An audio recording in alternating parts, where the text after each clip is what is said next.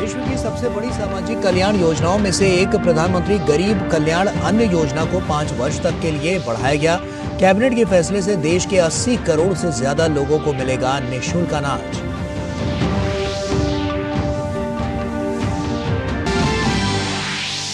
केंद्र सरकार अगले 2 साल में महिला स्वयं सहायता समूहों को उपलब्ध कराएगी 15,000 ड्रोन। कैबिनेट ने पीएम जनजातीय आदिवासी न्याय महाअभियान योजना को भी दी मंजूरी।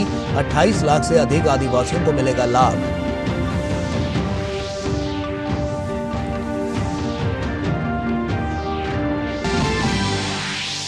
पूर्वोत्तर में शांति के एक नए युग की शुरुआत। मणिपुर के सबसे पुराने हथियारबंद समूह यूनाइटेड नेशनल लिबरेशन फ्रंट ने शांति समझौते पर किए हस्ताक्षर। प्रधानमंत्री का सर्वसमावेशी विकास का दृष्टिकोण हो रहा साकार। गृह मंत्री अमित शाह ने बताया ऐतिहासिक उपलब्धि।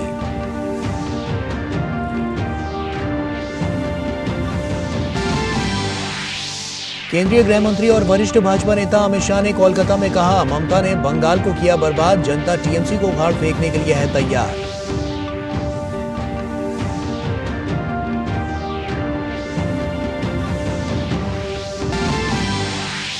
तेलंगाना में कल होने वाले विधानसभा चुनाव की सभी तैयारियां पूरी। कुल 119 सीटों के लिए सत्तारूढ़ भारत राष्ट्र समिति, कांग्रेस और भारतीय जनता पार्टी के बीच है कड़ा मुकाबला।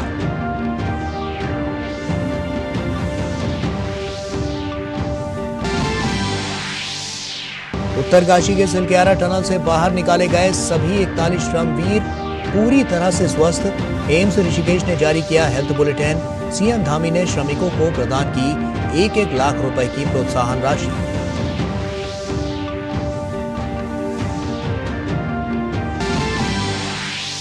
भारतीय शेयर बाजार ने हासिल किया बड़ा मुकाम। पहली बार बीएसई लिस्टेड शेयरों का मार्केट कैप ऐतिहासिक $4 ट्रिलियन के पार पहुंचा। भारत दुनिया में बना 5वां सबसे मूल्यवान मार्केट।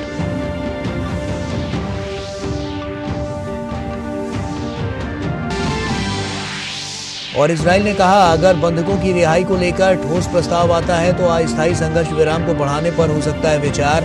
विश्व स्वास्थ्य संगठन ने गाजा में बीमारी का खतरा बढ़ने की दी चेतावनी।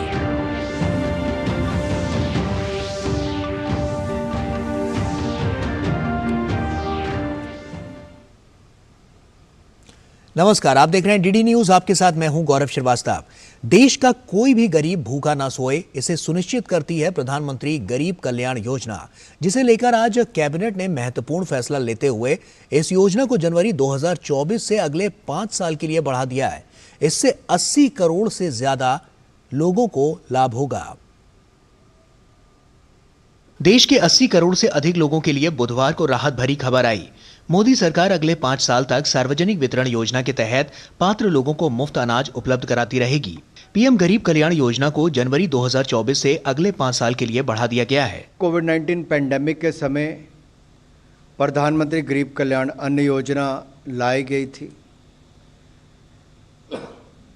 अब कल निर्णय किया गया है कि इस योजना को 1 जनवरी 2024 से अगले 5 वर्षों के लिए बढ़ा दिया जाएगा। जहां एक और प्रति व्यक्ति 5 किलो है गरीब परिवारों के लिए, गरीब व्यक्ति के लिए, वहीं पर अंत्योदय के परिवारों के लिए प्रति परिवार 35 किलो प्रति माह। और ये लगभग इससे 81 करोड़ लाभार्थी होंगे। कुल मिलाकर अगले 5 वर्षों में 11,80,000 करोड़ रुपए का खर्च भारत सरकार करेगी। हमारे सभी श्रमिकों को जो देश के अलग अलग कोनों में जाते हैं उनको one nation one ration card, इसका भी लाभ मिलेगा। और फेयर प्राइस शॉप पे कहीं पे भी अपना मुफ्त का राशन ले सकते हैं। इस योजना के तहत प्रति व्यक्ति हर महीने 5 किलोग्राम मुफ्त राशन पीडीएस के जरिए दिया जाता है। अंत्योदय के तहत प्रति परिवार 35 किलो राशन मुफ्त मुहैया कराया जाता है। So it is the priority from Prime Minister Modi to continue to the Pradhan Mantri Garib Kalyan Ann Yojana for the next 5 years. Whatever the cost will be, as of today it stands at 11,80,000 crore rupees for 80 crore plus Indians who will benefit out of this. गरीब को ये सुनिश्चित करना कि उसकी थाली में अनाज की कमी नहीं होने वाली, ये सुनिश्चित प्रधानमंत्री मोदी जी कर रहे हैं। प्रधानमंत्री गरीब कल्याण अन्न योजना PMGKAY कोविड-19 महामारी के बाद गरीबों और जरूरतमंदों को राहत देने के लिए अप्रैल 2020 में शुरू की गई थी। तब से लगातार कई चरणों में ये योजना बढ़ाई गई थी। दिसंबर में ये योजना खत्म हो रही थी। अब इसे 5 साल के लिए बढ़ाने से देश के 80 करोड़ से अधिक लोगों को बड़ी राहत मिली है। Shailendra Mishra, DD news, Delhi. और इसके अलावा भी कैबिनेट के कुछ अन्य निर्णय भी लिए गए, जैसे कि अब देश की स्वयं सहायता समूहों की महिलाएं उड़ाएंगी ड्रोन, जिनका कृषि क्षेत्र में प्रयोग किया जाएगा। साथ ही POCSO fast track special courts की योजना का होगा विस्तार और अति पिछड़े जनजातीय समूहों के विकास को लेकर प्रधानमंत्री जनजाति न्याय महाअभियान को भी मंजूरी दी गई है।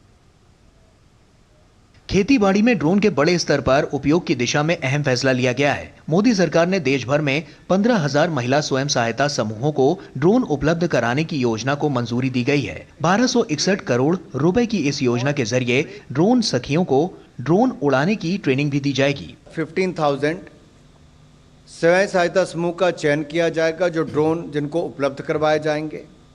मार्च 2024 तक 500 ड्रोन जो हैं वो ये जो अग्रणी उर्वरक कंपनी हमारी है वो अपने संसाधनों से उनको उपलब्ध कराएगी और अगले 2 वर्षों में 14,500 ड्रोन केंद्रीय सहायता से उपलब्ध करवाए जाएंगे। इस योजना पर मार्च 2026 तक 1,261 करोड़ रुपया खर्च किया जाएगा। इसके साथ ही एक अन्य अहम फैसले में 24,000 करोड़ रुपए की PM जनजाति न्याय महाअभियान को भी मंजूरी दी गई है। लगभग 75 ट्राइबल समुदाय हैं जो देश के विभिन्न रिमोट या दुर्गम क्षेत्रों में स्कैटर्ड हैबिटेशन में निवास कर रहे हैं और इनको PVTGs के रूप में पहचान दी गई है।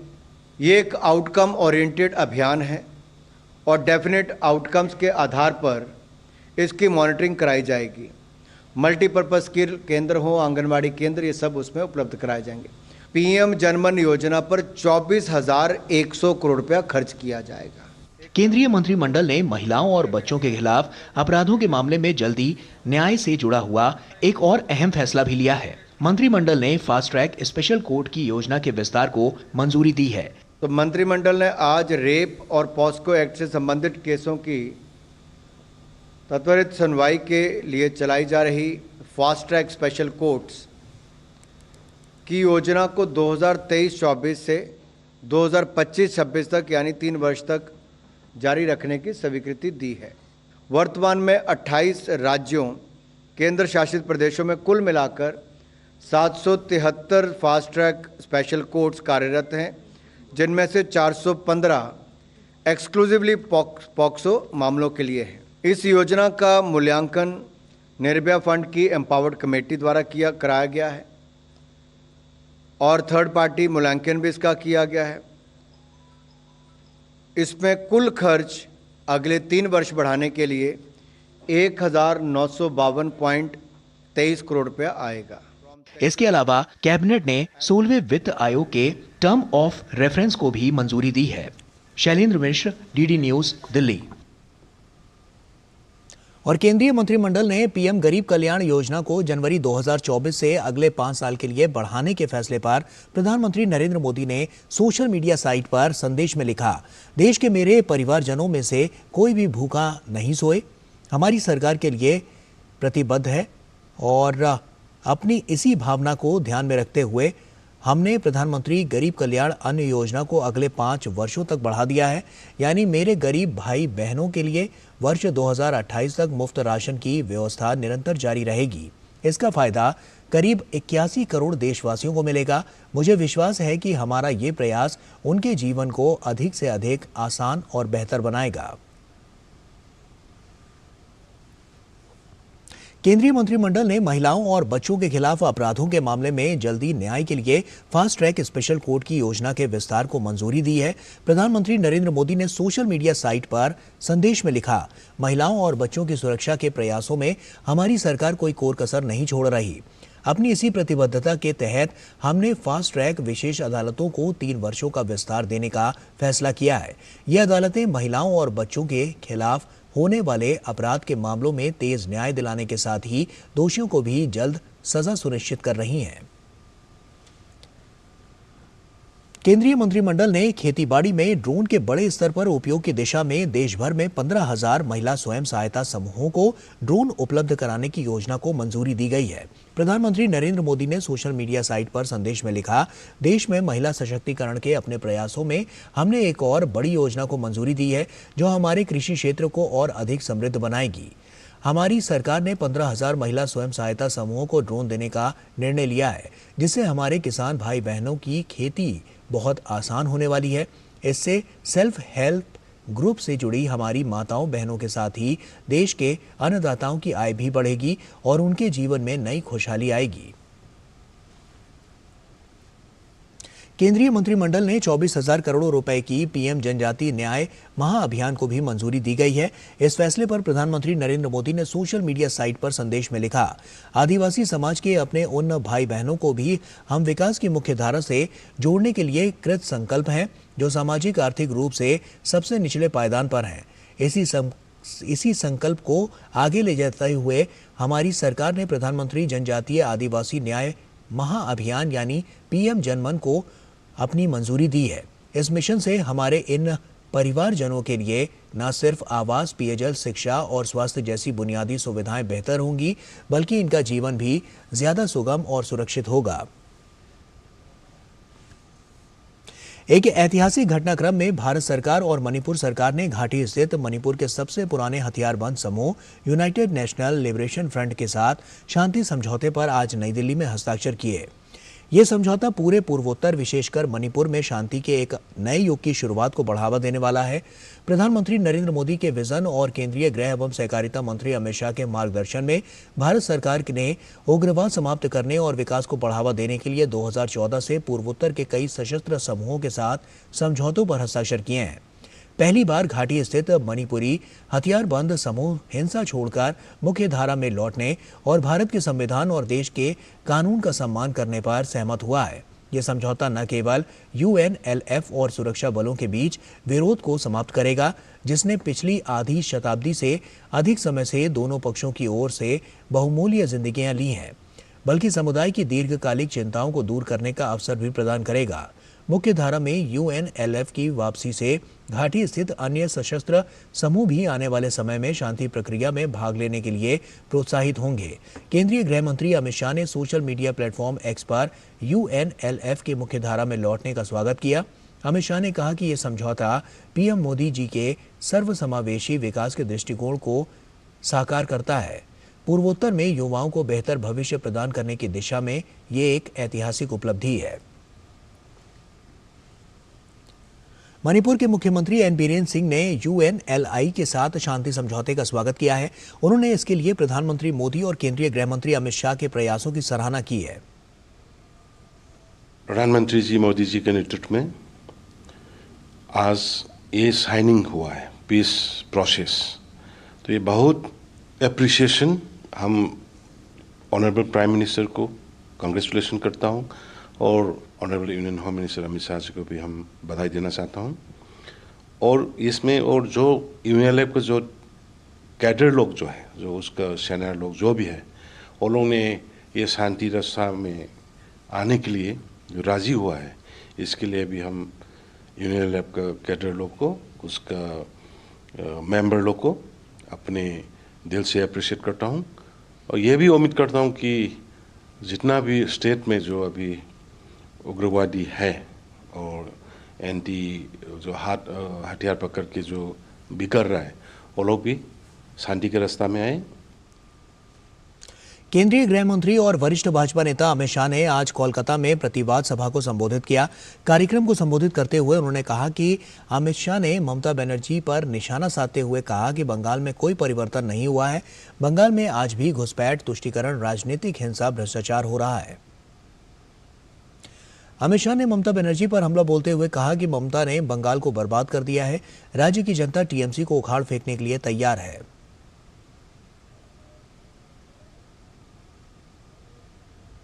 27 साल कम्युनिस्टों का शासन रहा। ममता जी तीसरी टर्म के लिए जीती। लाल भाई और तृणमूल कांग्रेस मिलकर बंगाल को बर्बाद कर दिया।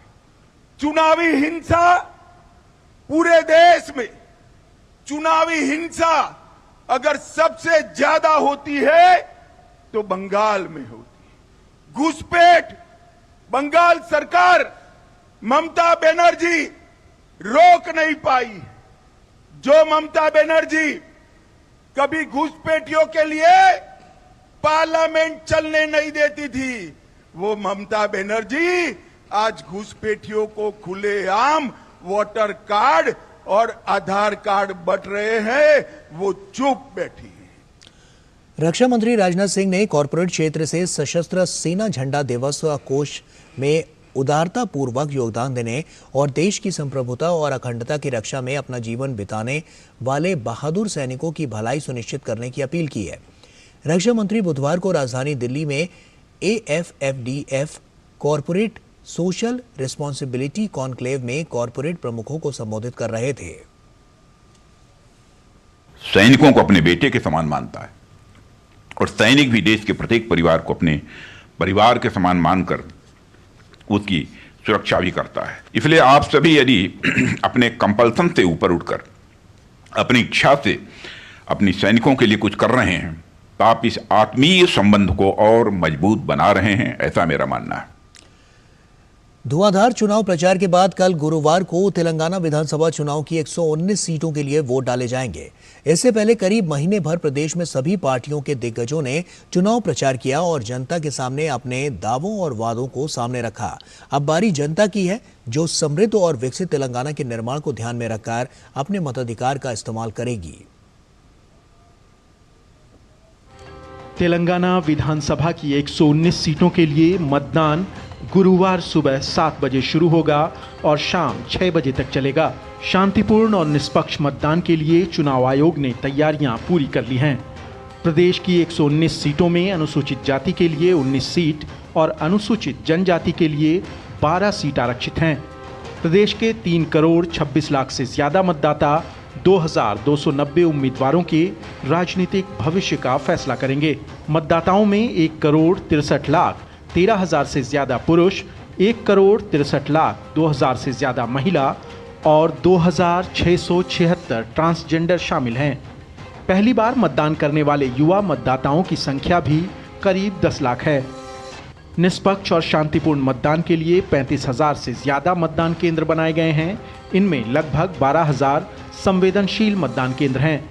निर्वाचन प्रक्रिया में महिलाओं की रचनात्मक भागीदारी बढ़ाने के लिए महिला कर्मियों द्वारा संचालित 598 मतदान केंद्र, दिव्यांग कर्मचारियों द्वारा संचालित 19 मतदान केंद्र, युवा कर्मियों द्वारा संचालित 119 मतदान केंद्र और 610 आदर्श मतदान केंद्र बनाए गए हैं। तेलंगाना में 30 नवंबर को मतदान होना है। मतदान के लिए सुरक्षा के तमाम प्रबंध किए गए हैं। चप्पे चप्पे पर सुरक्षा बलों की तैनाती की गई है। संदेश साफ है कि लोग निर्भीक होकर मतदान में हिस्सा लें। 2.5 लाख से अधिक कर्मचारियों को चुनाव ड्यूटी पर लगाया गया है। शांतिपूर्ण मतदान सुनिश्चित करने के लिए तेलंगाना विशेष पुलिस की 50 कंपनियां और केंद्रीय बलों की 375 कंपनियों को तैनात किया गया है।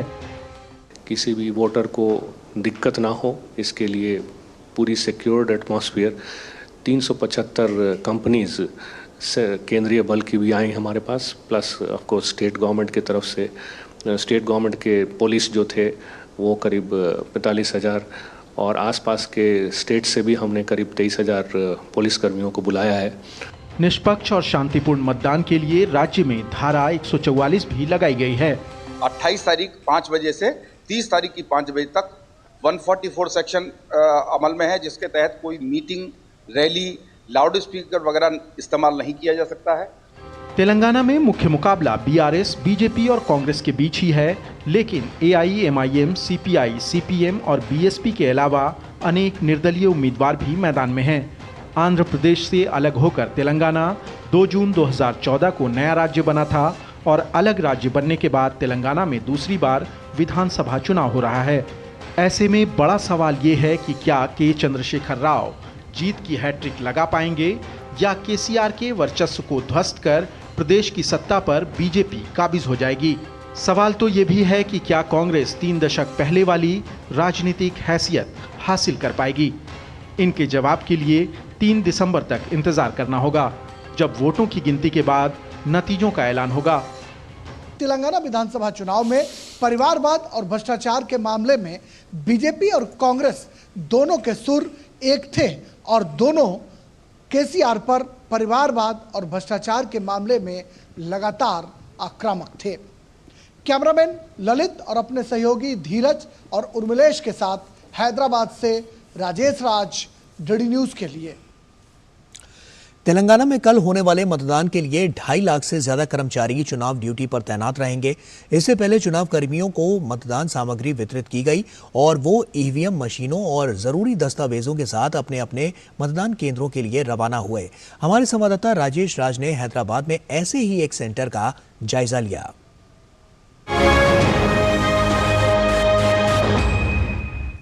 तेलंगाना विधानसभा चुनाव के लिए मतदान की उल्टी गिनती शुरू हो गई है। हम अभी हैदराबाद के एक महत्वपूर्ण कॉलेज निजाम कॉलेज में मौजूद हैं, जहां पर आप हमारे पीछे देख सकते हैं कि पोलिंग पार्टियों को यहां से रवाना किया जा रहा है मतदान केंद्रों तक और ये पूरा पंडाल मतदान कर्मियों से भरा हुआ है और यहाँ पर जो जिला प्रशासन के लोग हैं वो इन्हें बूथ से संबंधित कागजात लेकर उन्हें कहीं ना कहीं रवाना कर रहे हैं। आप देख सकते हैं कि हमारे साथ एक मतदान जो कर्मी हैं वो हैं। कहाँ के लिए आप जा रहे हैं मतदान कराने? हम ये उधर चंद्रायन गुट्टा कॉन्स्टिट्यूंसी। हाँ, तो हमारा वहाँ पे गिरा है, ये क्या बोलते हैं, रक्षापुरम में। स्वच्छ और निष्पक्ष मतदान कराने के लिए कृत संकल्पित हैं? कुछ नहीं, हम जो भी होगा हमारे लिए अच्छा ही होगा और जो वोट डालने आएंगे वो भी अच्छे ही वोट डालेंगे, कोई गड़बड़ वगैरह नहीं होंगी। देखिए कि क्या नज़ारा है कि यह जो चुनाव जो होता है वो महापर्व होता है और इस महापर्व में आप देखिए कि एक खूबसूरत नज़ारा ये उत्पन्न कर रहा है कि हाथों में मतदान की पेटियां हैं, ईवीएम मशीन है और लोग अपने जो संबंधित उनके कागजात हैं उन तमाम चीज़ों को लेकर लोग पोलिंग बूथ तक रवाना हो रहे हैं। और देखिए एक दूसरे मतदान कर्मी भी हमारे साथ हैं। कितना उत्साह है मतदान कराने को लेकर? बहुत हैप्पी है हम लोग, बहुत उत्साह से जा रहे हैं हम लोग पोलिंग स्टेशन में। कल सवेरे इलेक्शन से 7 बजे सब जना वोटा करने के लिए, फ्री में करने के लिए, नीट पोलिंग के लिए स्टेशन में हम लोग पूरा तैयारी कर ले रहे हैं हम लोग। देखिए कितना उमंग है, कितना जोश है चुनाव आयोग की तैयारियों को लेकर और जो मतदान कर्मी हैं वो कह रहे हैं कि हम एक बेहतरीन व्यवस्था के बीच जो है अपने पोलिंग स्टेशंस की ओर रवाना हो रहे हैं। राज्य की 3 करोड़ 26 लाख से अधिक मतदाता अपने मताधिकार का प्रयोग करेंगे और राज्य में एक नई सरकार, एक अच्छी सरकार चुनने के लिए वो वोटिंग करेंगे। जो चुनाव आयोग है वो कृत संकल्पित है कि कोई परिंदा भी पर न मार सके। इसके लिए महाराष्ट्र और छत्तीसगढ़ की सीमा से सटा हुआ जो इलाका है वहाँ पर भी खासी नज़र रखी जा रही है। ज़मीन से लेकर आसमान तक निगरानी की जा रही है ताकि स्वच्छ निष्पक्ष मतदान कराया जा सके। कैमरामैन ललित के साथ हैदराबाद से मैं राजेश राज, डीडी न्यूज़ के लिए।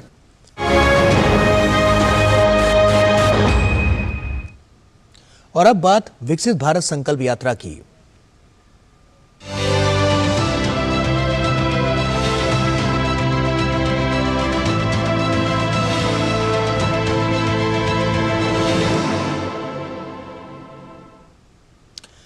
भारत सरकार की विकसित भारत संकल्प यात्रा को देश भर के लोगों से समर्थन मिल रहा है।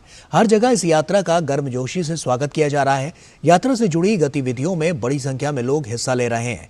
उत्तर प्रदेश के महोबा में कार्यक्रम के दौरान लाभार्थियों ने अपने जीवन में आए बदलाव की कहानी मेरी जुबानी के माध्यम से साझा की। सरकार की विभिन्न योजनाओं को वंचित लाभार्थियों तक पहुंचाने के उद्देश्य से निकली विकसित भारत संकल्प यात्रा महोबा पहुंची, जिसे महोबा जिलाधिकारी मृदुल चौधरी ने कलेक्ट्रेट से हरी झंडी दिखाकर ग्रामीण क्षेत्र के लिए रवाना कर दिया। यात्रा अपने प्रथम पड़ाव के तहत श्रीनगर ग्राम पंचायत पहुंची, जहां सैकड़ों की संख्या में मौजूद लोगों को सरकार की योजनाओं से रूबरू कराया गया और उन्हें इन योजनाओं के लाभ लेने के लिए प्रेरित किया गया। इस यात्रा के माध्यम से सरकार लोगों के द्वार तक पहुंचकर लाभकारी योजनाओं से वंचित लोगों को उनका लाभ दिलाने का काम कर रही है। लाभार्थियों ने बताया कि सरकार की जन कल्याणकारी योजनाओं से उनकी जिंदगी बदल गई। मुझे सरकार की तरफ से किसान सम्मान निधि में 2000 रुपये मिलता है और मुझे सरकार ने अभी तक जितनी किस्तेदारी है पूरी किस्तें भी मिल चुकी हैं और मुझे इस पैसे से जो आर्थिक स्थिति है मेरी वो सही है, उससे खाद बीज जुताई बुवाई के लिए जो परेशानी होती थी वो मुझे सही तरीके से मिल रही है। और मुझे फ्री गैस सिलेंडर मिला है। मैं फटाफट खाना बनाती हूँ। पहले चूल्हे से बनाती थी, कंडा कहीं से लाती थी, नकड़ियाँ भी लाती थी।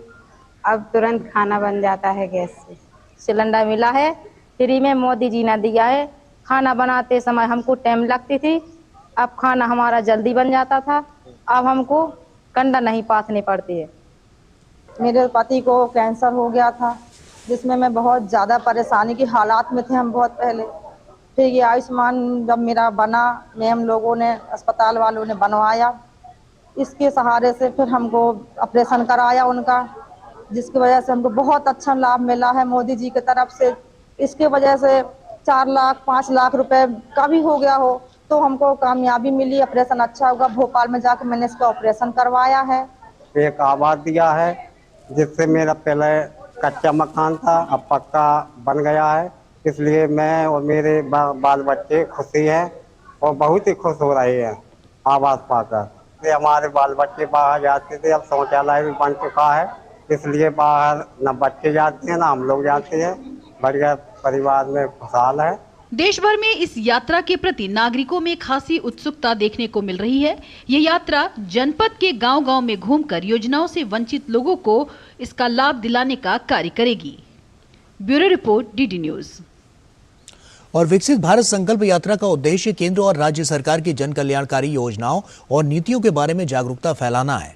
इस यात्रा का मकसद देश के कोने कोने में समाज के सभी वर्गों तक कल्याणकारी योजनाओं का लाभ पहुंचाना है। विकसित भारत संकल्प यात्रा बरेली पहुंची, जहां के लाभार्थियों ने अपने अनुभव साझा किए।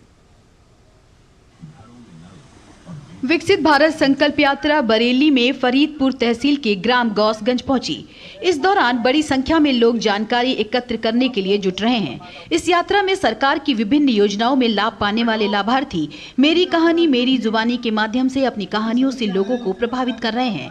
किसी को प्रधानमंत्री आवास योजना से मकान मिला तो किसी की आजीविका मिशन से जिंदगी बदल गई। पहले मेरा मकान कच्चा था, बारिश होती थी, बहुत टपकता था, बच्चे परेशान रहते थे, छोटे छोटे बच्चे थे, पति मर गए थे मेरे। मोदी सरकार ने मुझे मकान दिया प्रधानमंत्री योजना में, और फिर मुझे पेंशन भी मेरी लग गई, मिलती है पेंशन भी मुझे। फिर मुझे सिलेंडर भी मिला फ्री, राशन भी फ्री मिलता है, गेहूँ भी मिलते हैं, चावल भी मिलते हैं। राष्ट्रीय ग्रामीण आजीविका मिशन से हमें लोन मिलता है, जिससे हम सारे मतलब क्या कहते हैं अपना काम अच्छे से कर लेते हैं और अपने छोटे छोटे खर्चे को पूरा करते हैं। इससे बहुत लाभ होता है हमारी जो समूह में महिलाएं हैं सबको, और बहुत सारे परिवर्तन हुए हैं इससे हमारे। ऐसे ही प्रधानमंत्री किसान सम्मान योजना का लाभ पाने वाले लोग भी बेहद खुश हैं। मुझे 15 किस्तें पूरी मिल गई सम्मान निधि की। उनसे अपने खाद बीज भी लेते हैं और बच्चों की सहायता भी करते हैं, और कृषि विभाग से खाद बीज भी मिलता है छूट से, और ये जो योजनाएं चल रही हैं इससे सब जानकारी मिलती है।